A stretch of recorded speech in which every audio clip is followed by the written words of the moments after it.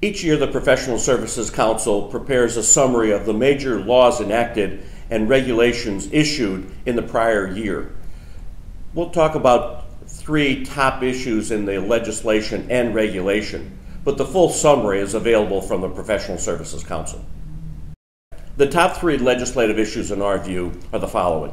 Number 3, Section 508 of the fiscal year 2013 Intelligence Authorization Bill. That law requires the President to address the issue of the reciprocity of security clearances across the federal government.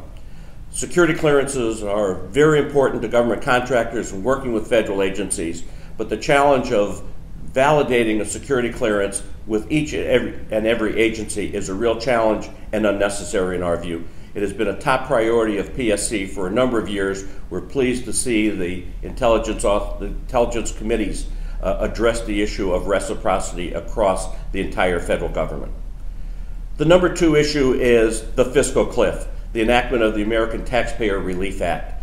Among other things, this law extended for 2 months the risk of sequestration being adopted from moving it from January 1st to March 1st. It made other changes in the maximum amount of money available to federal agencies in federal fiscal year 13 for spending on a range of issues, including on government contracting. This law will be important for watching implementation. It'll have an effect on the marketplace, not only in the current federal fiscal year, but in future years as well. And the number 1 issue in our view is the provisions of the National Defense Authorization Act. 3 come to mind immediately.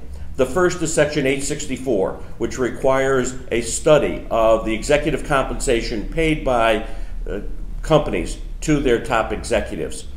Lots of controversy over executive compensation in the past year. This study will be very important to provide a necessary foundation for future decision making.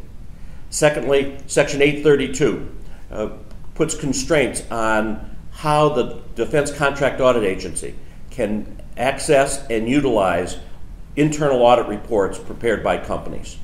And finally, Section 941 requires government contractors to report to the Defense Department if there should be any kind of penetration of their information technology systems, and allow the Defense Department the right to come in and audit and review those systems for information.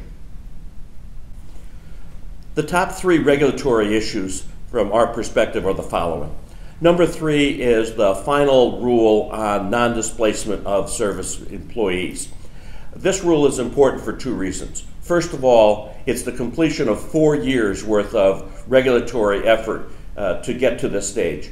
Secondly, it is one of the very few rules where the federal government is dictating the workforce that a government contractor can use in performing certain types of government contracts. So it'll be important for companies to pay attention to, particularly those companies that are covered by the Service Contract Act. The second most important rule is the FAR rule on accelerated payments to small business.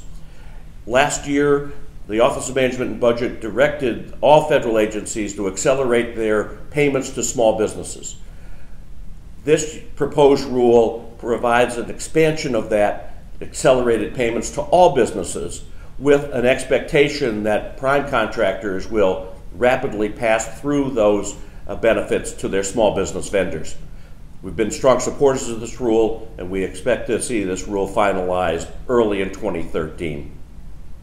And the number 1 rule issued in 2012 is the DoD final rule on defense business systems.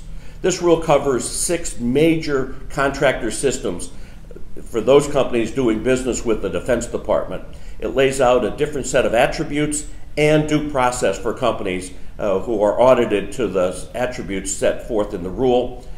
It's right now applicable only to the Department of Defense. We have every expectation that this rule will be made applicable government-wide.